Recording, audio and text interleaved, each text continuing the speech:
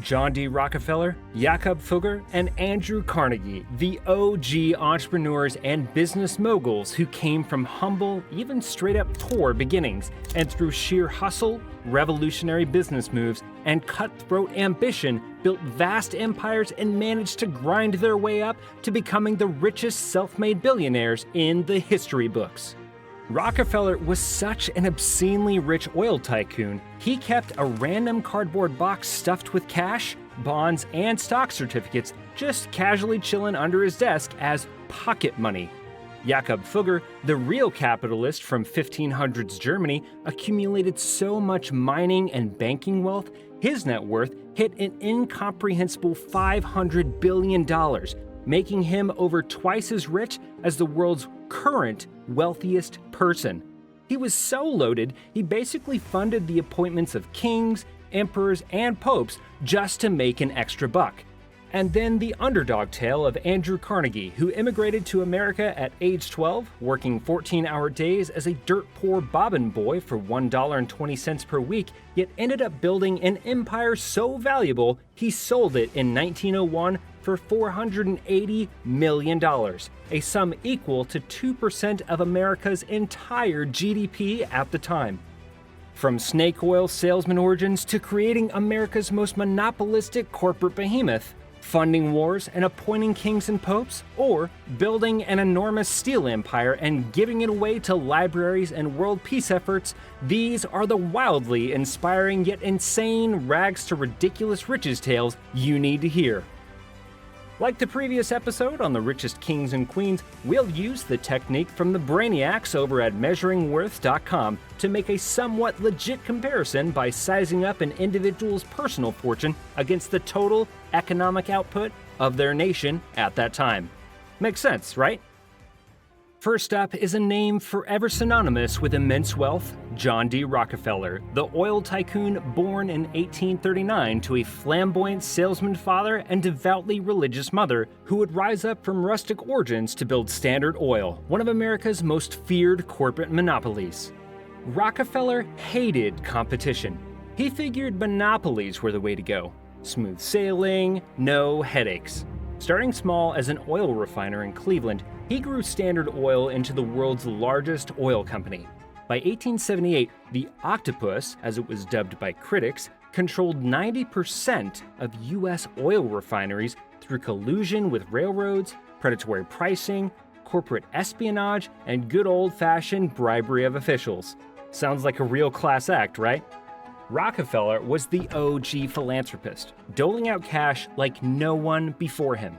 While the rich folks of his day threw money at religious charities, Rockefeller revolutionized giving by targeting medicine, education, fighting racism and poverty, donating over $530 million to the Rockefeller Foundation, the University of Chicago, and what's now Rockefeller University. To understand the scale of his philanthropy, consider that the US GDP in 1900 was $22 billion. So Rockefeller's donations were equivalent to $660 billion in today's money.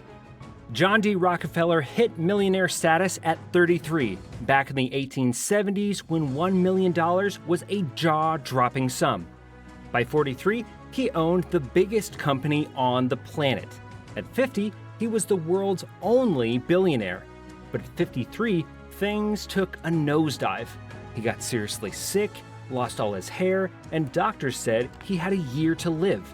The business titan realized he couldn't buy his way out of this one, so he made a bold move. He called in his legal and financial team and announced he was funneling his fortune into research, education, and battling racism and poverty. That decision birthed the Rockefeller Foundation, which later played a role in discovering penicillin and finding the cures for malaria, tuberculosis, and diphtheria. But here's the kicker. The moment Rockefeller started giving back, his health took a U-turn. He was expected to kick the bucket at 53, but ended up living to 98. Talk about a plot twist. He was so obscenely rich, he casually kept a random cardboard box stuffed with cash, bonds, and stock certificates under his desk as pocket money. At the time of his death in 1937, his net worth equaled a ludicrous 2% of the America's entire GDP, the equivalent of around $550 billion in today's money, and that doesn't include the $660 billion he gave away. So Rockefeller was basically a trillionaire. Today's richest people like Elon Musk and Jeff Bezos have around $200 billion net worth. Impressive, right? But hold up, that's less than half of what the first self-made billionaire had. Meet Jakob Fugger, aka Fugger the Rich, who flaunted a net worth of $500 billion in today's money. Born to merchants, Jakob Fugger was the original capitalist, chasing wealth for the fun of it, not for ideology, religion, or escaping poverty. By the time he kicked the bucket in 1525, his fortune was equal to 2% of Europe's economy. Fast forward to 2024, with Europe's GDP at $25 trillion, that would make Fugger's stash a cool $500 billion. Jakob Fugger, born in 1459 in Augsburg, Germany, was the first documented millionaire and the mastermind behind the world's first news service, created 50 years before newspapers existed to keep the information edge against his rivals. As the richest man in Europe, Fugger became so powerful that he funded the appointments of kings and popes and even backed their wars for profit.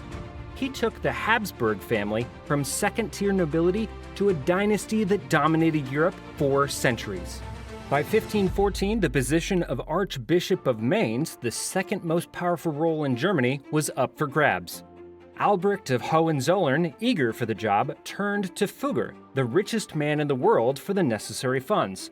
Albrecht's team decided to sell indulgences to repay Fugger's loan, a scheme Pope Leo X endorsed.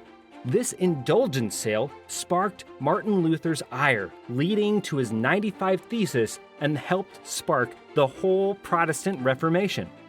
Fugger's wealth exploded through his ventures in mining and banking. He even became the private banker of the Habsburg Emperor Frederick.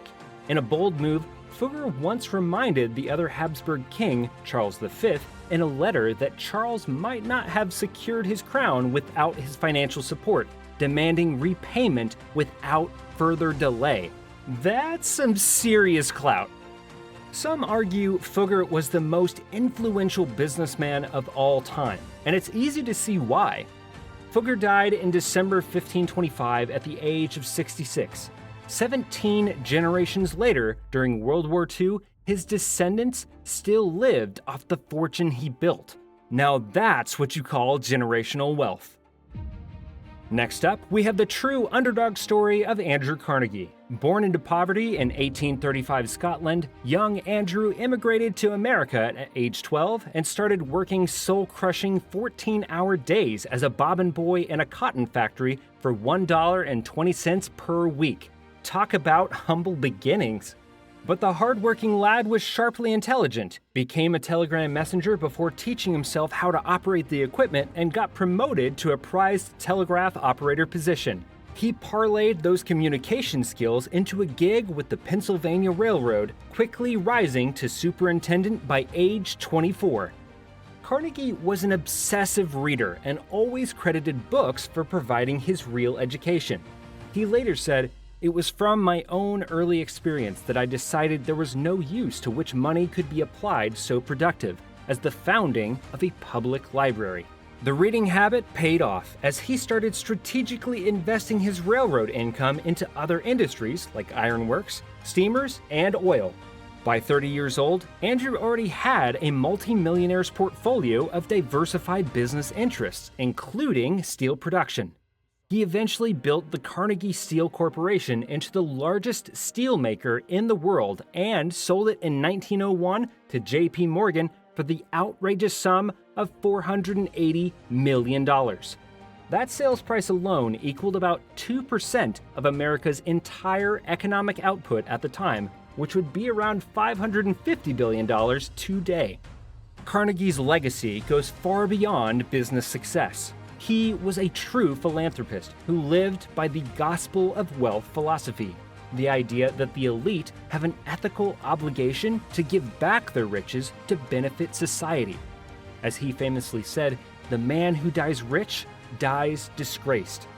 He backed up that talk by founding numerous institutions like Carnegie Hall, Carnegie Mellon University, the Carnegie Institute for Science, and most notably, establishing 2,509 public libraries, 1,679 of them in America. He believed whatever agencies for good may rise or fall in the future, it seems certain that the free library is destined to stand and become a never-ceasing foundation of good to all the inhabitants. Toward the end of his life, Carnegie shifted his obsession to achieving world peace through diplomacy and negotiation. He gave $10 million to found the Carnegie Endowment for International Peace, supported the construction of the Peace Palace in the Netherlands, and worked tirelessly for the anti-war cause until his dying days in 1919, just after the Treaty of Versailles ended World War I.